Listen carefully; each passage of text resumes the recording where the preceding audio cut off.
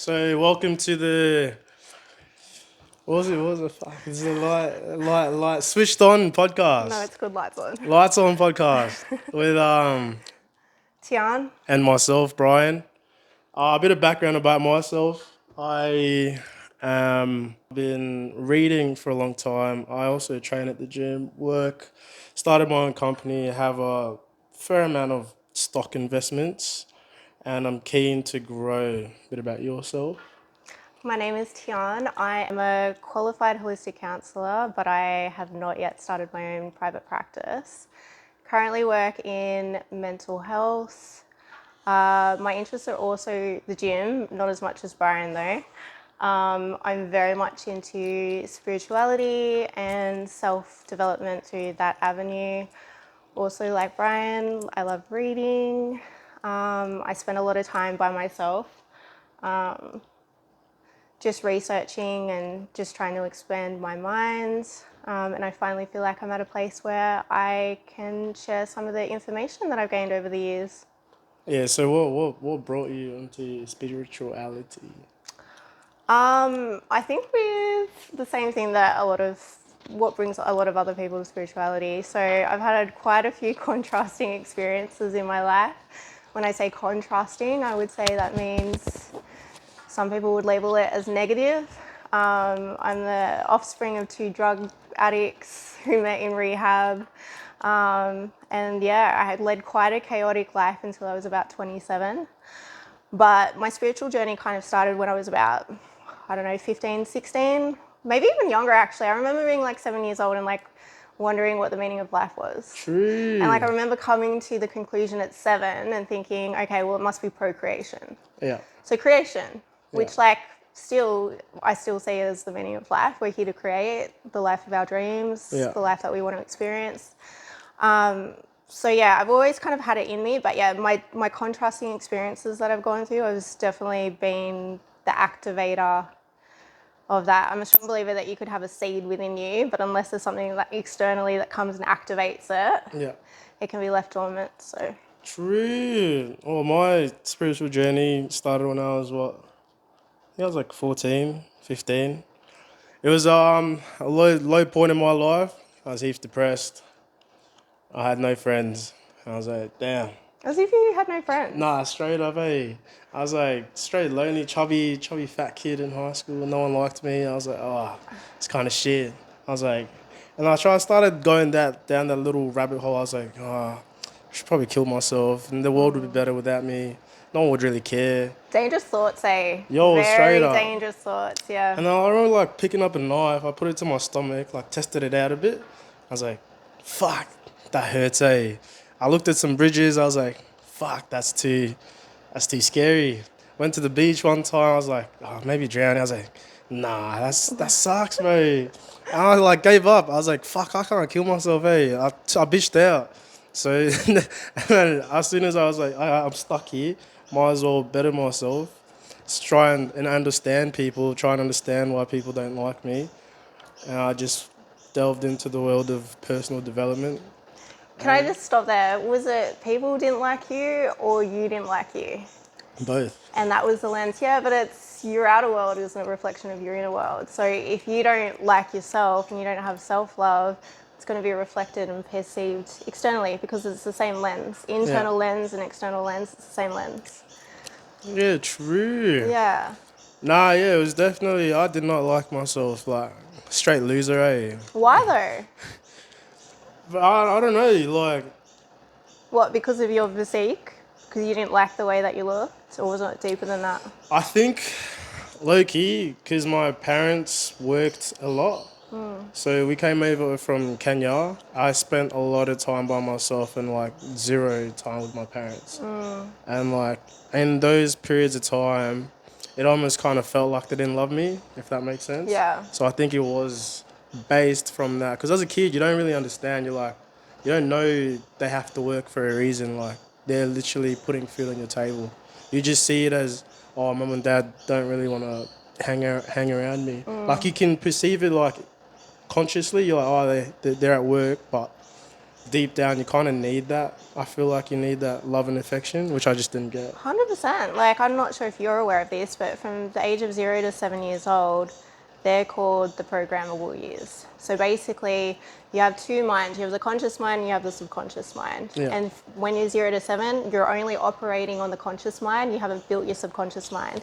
Your subconscious mind is just beliefs, values, self-perceptions, those kind of things. And so when we're 0 to 7, we're picking up on everyone else's around us belief systems by the way that they act, by the way that they treat us, by how present they are, all of those kind of things. So it makes sense that you kind of, Yeah, fell into a yeah, dark, fell into that, deep, yeah. deep, dark place. Yeah. So I get it. If any of you guys are like in that place right now, have those type of thoughts, I definitely understand.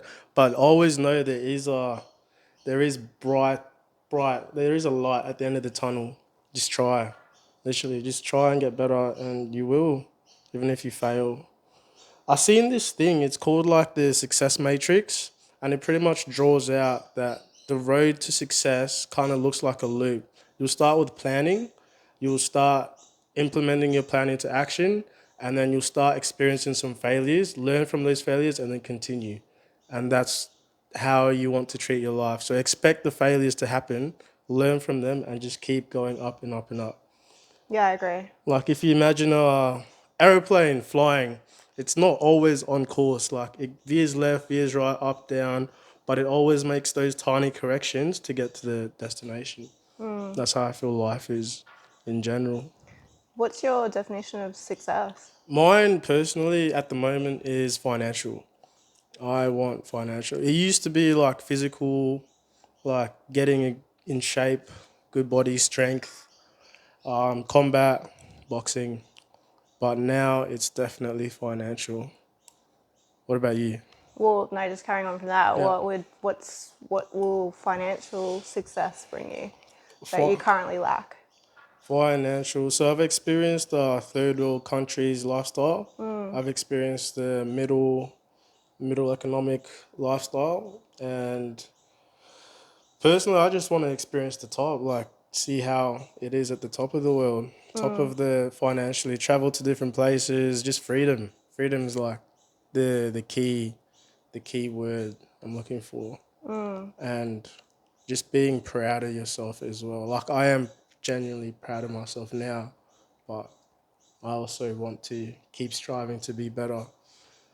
And then later, I've this is more like impact as well. So creating leaving a positive impact in the world. I feel like money can help with that too, or like even creating a podcast like this for people that are maybe not happy with themselves yet, and through a bit of information and knowledge, they can just step up and rise up. Yeah. I don't know. Like my goals are really different because I don't know, just based off my experience and kind of the knowledge that I have in regards to, I don't know, more of the esoteric realm. I don't really strive to create in this physical reality. I used to, and I used to be pretty harsh with myself in comparing myself and what I've managed to create in this physical space with everyone else around me.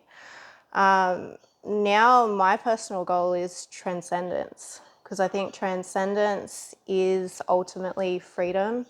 I think living within lack, when you live as the human identity and you completely identify with the physical self and the physical realm, I think that's where all of our problems come from. Because we're fitting a vast, expansive energy and we're putting it and we're containing it in this one little speck. You know, that's limiting. We're surrounded with these limiting beliefs that carry on in our subconscious mind, and we have these motivations and these drives to do things in the physical world, and we've got no idea why, because we don't look that deep. We're just like, well, this is what I do, this is what everyone else does, so I'm just going to strive for it myself. Always looking for that sense of fulfillment that can never be found externally. It can never be found externally. So yeah, I don't know. Transcendence is, yeah, my main goal. I've got no other goals anymore. How would you first describe what like energy is? Like explain to them if they have never read anything spiritual. What would you describe energy as? Like, is it feeling? Is it I would describe energy as, maybe vibrations, I'd describe it as consciousness, if consciousness? I had to condense it into one word. But I mean, the human language is very restrictive anyway. So, yeah, one word would be consciousness. Wherever focus flows, consciousness flows, manifestation flows, physical reality will therefore flow. It is who we are at our core level, and it is the creative energy that has made the world that we're currently living in. Everything that you can see was once a thought that has descended into physical realm. So, yeah, it's interesting. And once you gain a level of understanding of everyone's abilities, we each have this ability, we each have minds, we each have focus, and we each have consciousness. And that's proven. We can think, we can focus, and we're alive. Without consciousness, you're not alive. So, I mean, once you have an understanding and you can utilize the three together, then you can create whatever you want. I mean, this house that I live in now, if you had seen what I was living in 5 years ago, in comparison to now, I've completely changed my mindset in order to move into somewhere like this because I believe it's possible now. 5 years ago, I had a really intense belief in lack. I had very low self-worth. I was riddled in fears and anxieties, so I didn't think even if I could get a place like this, I'd be able to sustain it. And the doors that opened up to me were minimal. And they were horrible. I was living in a place with mold, it was damp, it was disgusting, and it was only $300 a week. But yeah, so I mean, once you have an understanding of the way that you and the universe operate, then yeah, your whole life will change. Definitely. True. And then how how did you shift your perspective if you had such a limited belief, like you didn't believe this was possible? What changed? Like, did you meditate? What steps did you I had no take? choice. So I'd spent I've got I used to have an avoidant personality. Yeah. So coming from drug addicts, coming from a family, I mean, every single one of them was addicted to something. Alcoholics, gamblers, drug addicts, some of them had a multitude of them all together. And they were all doing it to run away from their problems. So that was programmed into me because from before I was born, they were doing it. So Yeah. not only is it in my DNA, but it was programmed into my subconscious mind. So as I've grown up, I have actively used drugs in the past to avoid things. When I was younger, I self-harmed 4 years, just trying to avoid these emotions from coming up. So something huge, a pivotal moment happened in my life. It was life-changing, life-altering. I haven't told you this yet. I'm not ready to share it online. So maybe Stay tuned for the next yeah, episode. Nah, it's jokes. pretty big though. So it was life altering. And then I got put into a position where I, very much like you, when you were saying that you were, had suicidal thoughts and things Yeah. like that, I got thrust into a position where I was like, I can't live like this anymore. I have either got to kill myself or I've got to kill the pain. I'm like, there's no other choice. And like, Brian, if you'd met me like even 5 years ago, you would think I was a different person completely that is sitting next to you today. I was angry. I was rageful. I'd walk down the street and if you looked at me the wrong way, I would lose it.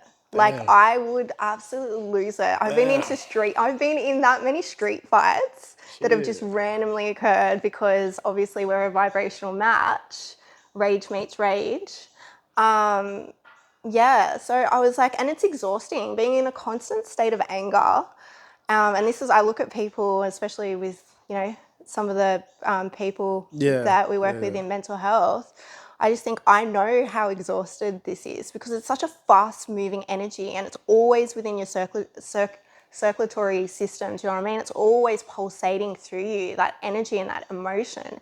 Emotion is energy in motion. Yeah. So, so it just got to that stage. And like you, I wasn't really scared about killing myself because I'm not afraid of death. I think death is the release and I can't wait to go home. Nah, yeah, I wasn't scared of death. I wanted to, but I was like, nah, bro, how the fuck do people do this? Oh, see, I'd stop myself every time. I was like, fuck, I'm stuck here. I was worried that I would go and do something and then it wouldn't work and then I end up like a paraplegic or something. Oh, Yeah, or like a true. vegetable and I'm just stuck in this body that won't move and I'm Yeah. seeing life through that lens. Like that's my worst Yeah. fear. And I'm like, fuck, like I'll be trapped in an even worse hell. So anyway, this one particular night, I'd called up a friend and I was like, I want to kill myself, this and that. They were really blasé, and I've had a few different experiences like this in my life where I've gone to someone for kind of assistance, emotional assistance, and I've said, like, I've kind of laid on the table and I'm like, I'm literally suicidal. I don't know what to do. I Yeah. really want to kill myself. And they've turned around and given a really unemotional and blasé reaction. Like when my mum passed, and I was living with my cousin, like I planned it out. I went to the doctors. I got all these sleeping tablets. I had written a note. I had written in the note like kind of like an impromptu will, like telling, saying this is who will get this is who will get that. Yeah. And then I went to my cousin because I was scared. Like, grew up as a Catholic, so, heaven, hell, purgatory. So I went to my cousin and I said to her, like, do you think that if I killed myself, I didn't tell her I had the intentions to, but I said, do you think if I killed myself, I would be with mum? And she just looked at me weird and she's just like, well, if you believe in what I believe in, what we believe in, Christianity, then no, you won't. You'll go to purgatory. And then that was it. Yeah. But that response angered me. It took me out of depression and elevated my energy to anger, because that is like, if there was a map of emotions, depression is right at the bottom. It's quite hard to get out of it, but anger is a much faster moving energy. Apathy, and Apathy, depression. despair. Yeah. And depression. Yeah. But anger is faster. It's easier to get out of it. It's easier to transcend anger than it is to transcend depression. So it immediately took me to that state of anger and angry at God. Yeah. And I was like, why would you punish someone who just wants to be with their mum? That, you took my mum away from me. Why would you punish me by doing that? And so then that just got me out of it. Yeah. And then the reaction of my friend when I called him, he was just like, oh, well, just heaps blasé. I can't even remember what he said, but he was just heaps blasé about it. Yeah. And I got off the phone and I went and I laid in my bed and I just started crying, but it was not like a normal cry. It was like a screaming. It was like a wailing. Yeah. And it lasted for hours. Damn. Just non-stop. And it was something that I had never done before because I had actively spent my entire life, and by witnessing everyone around me, I had avoided my emotions and I had allowed them to stay within my body. I'd suppressed, I'd repressed, I'd rejected, I'd projected. I never took ownership of them. I never let them out. So I remember hours and hours of crying. And then once I'd finished, naturally, organically, I stopped. I felt so much better. I felt lighter. Yeah. And then I was like, maybe this is the key. Maybe I just need to feel everything to heal everything. And then I've spent 7 years straight of doing that, and I have completely changed myself. So what? 7 years of crying, or like? Oh no, it's so the subconscious mind is held within the body system. Yeah. So that means all your emotions are stored within the body. So the human body is like a battery. So the way that the emotions are meant to go is they flow in and they're meant to easily be released, and then the energy circulates like that. But what we do is we have a tendency to stop it. So it stays trapped into the body. Yeah. So your body is an intelligent mechanism that can stay alive without your conscious thought.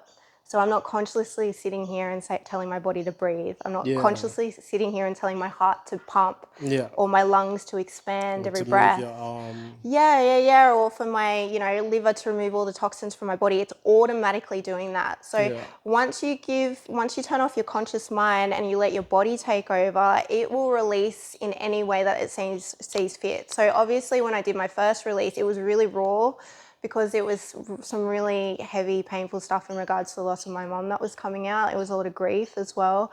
But I mean, there's been other times when my body's just started doing its own rhythmic breaths naturally. And I can actually feel the energy of the emotion coming up through my system. It's the weirdest feeling I've ever felt. Feel it flowing up. I feel it going over my face. I feel pressure on my head, and then I can feel it releasing from the crown of my head. Yeah. So, and now because I've taught myself how to release and to let go, I naturally find myself doing that throughout the day. If any type of emotional reaction is kind of felt within the body, I don't allow myself to hold on to something, even though sometimes it feels like instinct to do so. Yeah. In high school, I used to do that consciously too, eh? Really? Like I used to meditate in high school. High school everything was good, but I did find meditations and yeah, like release, feel the emotions coming through your body. 7 seconds, deep breaths in, hold it for like 2 seconds, 5 seconds, release, hold it for 2 seconds, and like picture. Yeah, every deep and dark emotion start from your belly, go all the way up, go all the way out, and then picture the light above you and feel that coming into you as well. So it's like a cycle. But I remember in high school, yeah, I used to do that all the time. But everyone thought I was a stoner because I was like doing deep breathings every 5 seconds. But I Yeah. was so relaxed 24/7. It was crazy. And you even are now. Like, that's the vibe I always get from you. Like, Brian and I work together as well outside of Yeah. this. So even at work, like our job can be quite stressful sometimes. Brian's just always walking in, he's all chill. Here's me over here almost having a nervous breakdown. And I'm the one that does meditate like twice a day. Yeah, I don't meditate anymore, eh? Really? Nah. Why? No need to, eh? I've shifted my perception on things. Like before, I used to rely on meditation, and then I realized if I drink, my brain's just naturally like gets dumber, so I don't feel stressed or Yeah, anxious. but you know what that is? And I've told you this so many times. You're literally lowering your level of consciousness. With meditation, you're heightening your level of consciousness. Yeah. They're incomparable, Brian. Like, So you like can't. in my head, like it's either you meditate or you drink once every 2 weeks. No, So if that's I don't like. drink, my head like it works like too rapidly, and I'll meditate to ease it. But like if I drink, I don't have to meditate because my head's just dumber. But now, because I don't drink as much as I did, I've completely shifted to more. I don't. There's nothing that can really stress me out anymore. It's a weird feeling. It's a weird way. I'll tell you. So I watched this guy, Brandon Carter. Shout out to his YouTube channel. I'll put a link maybe. But he explained that there's like four types of people when it comes to doing anything. And there's a type of person who doesn't believe they can achieve anything. So there's a type of person who doesn't think life is going to get better. They can't achieve any of their goals. They don't think they're going to ever find happiness. There's a second one who's like, oh, maybe one day, like not today, who's also probably not going to do it. There's a type of person who does believe and starts taking actionable steps to achieve the thing that they desire. For example, meditating, this is my belief, meditating to feel better or drinking to feel better. And then as soon as he explained, there's a type of person who doesn't even need to take those actions. He just knows he's there already or he's already happy with himself. Like he doesn't, for example, tying your shoes. I don't need to think about meditating or hyping myself up, listening to a mad inspirational video to tie my shoes. I just know I can do it. I just do it. Yeah. So I live my life in that way, as in this shift only came like 2 weeks ago, where I know everything's gonna be sweet. I'm also taking actionable steps for everything to be sweet. I'm a genuinely happy person. Like I don't think I ever get depressed or sad or like not even stressed out, eh? So it's like I just know everything will be sweet in myself. I'm taking all the steps. I can see the progress in myself, so I'm just never stressed. No matter how angry someone might get, I don't really care. I understand it's probably projection. It It comes with always is, yeah. knowledge as well. So I don't really need to meditate to. I mean, Yeah. I can just chill out and sit by myself in my own thoughts, and I'm fine with it. I don't meditate to feel better. I meditate to explore. I meditate to explore the unknown, Yeah. essentially like outer space, inner space. So it's a place that a lot of us don't usually give a lot of focus to. Another reason why I meditate is because if everything is frequencies and vibration, and we're the ones that are tuning ourselves into certain frequencies and vibrations, and in turn attracting thoughts of a like nature and of a like vibration, then I would prefer to tune myself up to the higher frequencies that can be accessed through meditation rather than tuning myself down to the lower frequencies that are accessed through drugs and alcohol. Yeah. So you will attract different scenarios based on the vibrational frequency that you're tuned into. So, I mean, like, it's a natural side effect to feel better from Yeah. meditation, but that's all it is. It's That's a what I side used to do. effect. I used to do it to feel better, Yeah, ease the yeah, mind, stop the thoughts. yeah, yeah. I mean, I don't really mind the thoughts because the thoughts kind of give me firsthand awareness of what I'm tuned into. So if I'm receiving worrisome thoughts or angry thoughts, and I'm tuned into those vibrations. So Yeah. then I'm like, okay, I don't even really need to feel the emotion to know that I need to adjust my frequency right now, because I'm going to start creating and attracting from that place. And do I really want to experience things of that nature? So it's almost like you're taking a step back and analyzing your own thoughts. Always, I'm constantly self-aware of what's going on within me.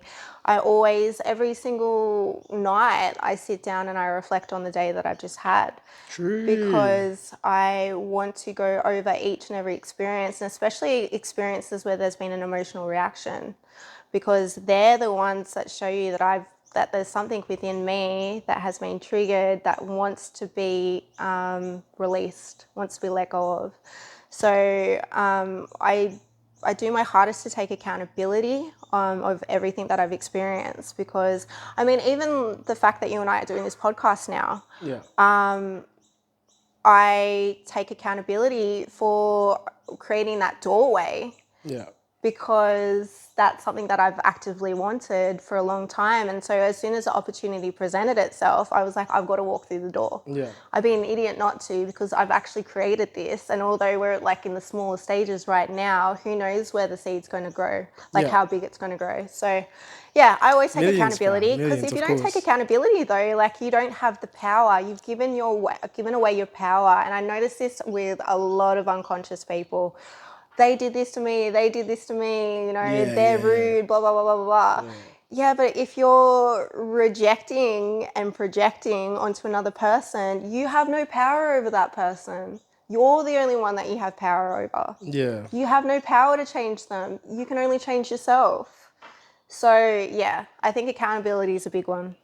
No, I agree, 100%. Yeah, yeah, I agree with everything. You like when people talk. I'm just gonna rephrase it in a dumber, dumber way for the dumber audience, like myself. Um, yeah, like view things. You want to view things that you can control, and at the end of the day, you're the only person that you can truly control. You can't control the weather. You can't control what someone says to you.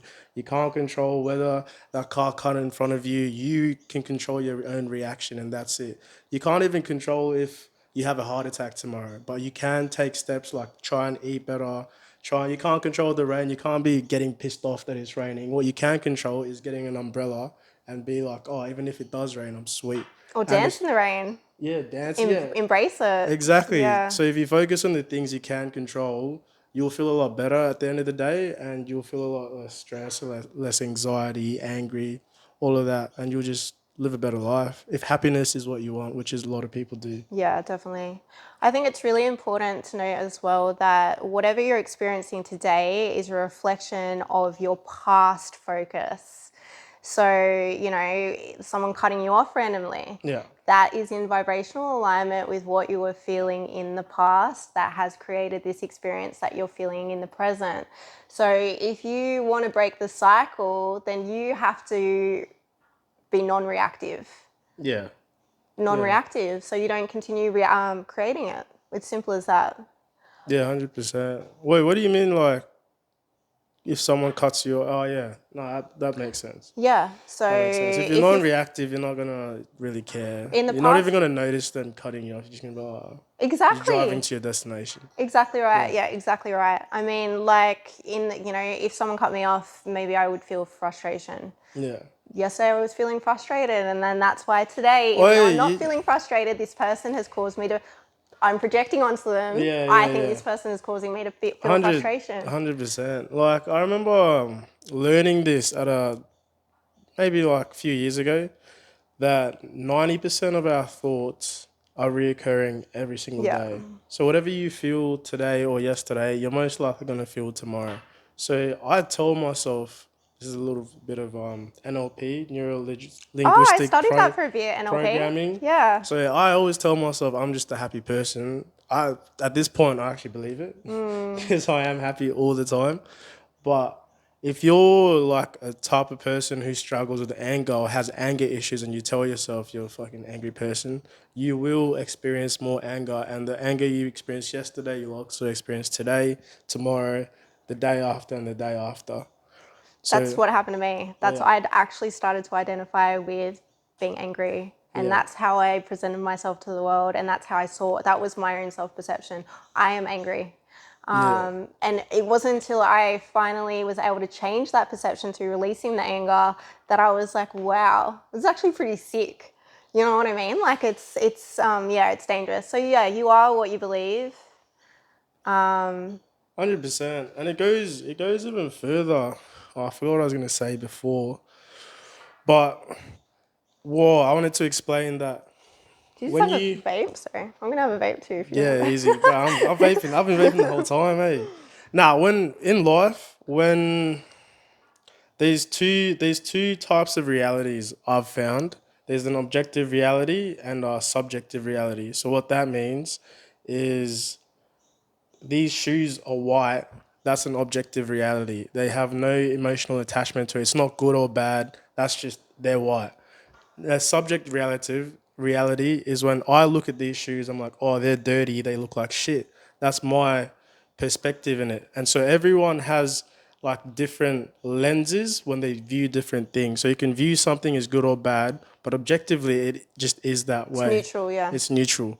So when you try, You give it meaning by yeah, your perception of it, yeah. 100%. So when you try and look at things, understand first is probably if you think they're good or bad, that's probably your self perception. But in a way, I also try and structure when I look at things to view it in the best possible shape or form for myself. For example, I used to think I was an introvert. That's just my self belief. That's how I felt at the time. I would shift that to be like, oh no, I'm actually an extrovert. Naturally, over time, you'll start displaying extrovertive tendencies and you'll start completely changing the type of person you are.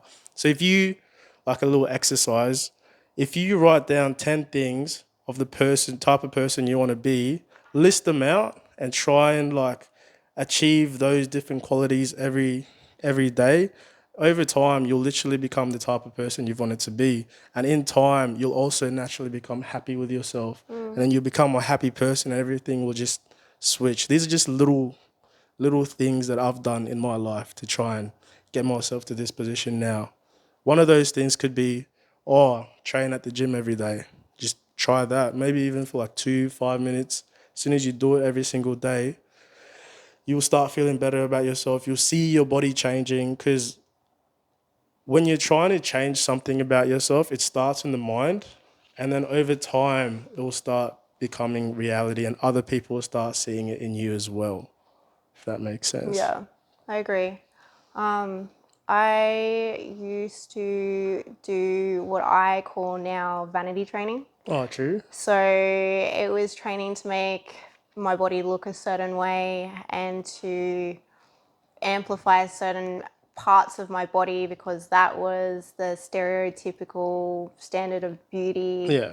in our current civilization. But what I realized, even though that was the thing that got me to start training, what I realized was all the benefits that came from it. I Yeah. mean, increased energy levels, increased strength, increased, just even the mindset, Perspective,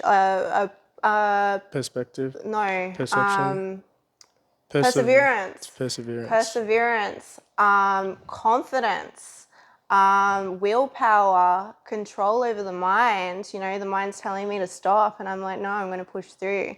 So all these qualities were gained through training, on top of the huge benefits in lifespan for the physical body through training. But it really kind of made me see that the way that you look as a result of training is simply a byproduct. Yeah. Literally, it's one of the many side effects that comes to it. But I mean, the mindset shift that you gain through training, I would say specifically weight training, calisthenics or calisthenics. Yeah, calisthenics. Calisthenics, all of those kind of things. Like you're pushing your mind and therefore your body to places that you probably never believed were possible, especially calisthenics. I would love to get into that. Yeah, do it. Like the way that those people, like they've got mobility, they've got agility, they've got strength, like it's actually insane. What do you do, calisthenics? Nah, I can do muscle up. But like it's actually crazy. I think it's amazing. So I definitely want to see what my mind is capable of, because that's where it all starts, isn't it? Please comment on your thoughts, whatever you're thinking. I know there's gonna be like mad arguments in the comments. Yeah, probably. If Hey, more than 2 people watch this video. how many subscribers we have? I don't know, bro. I don't know. I already got us some subs. Yeah, just go her ways. Yeah. Go her ways. Persuasive. I just say like you got to subscribe to our channel.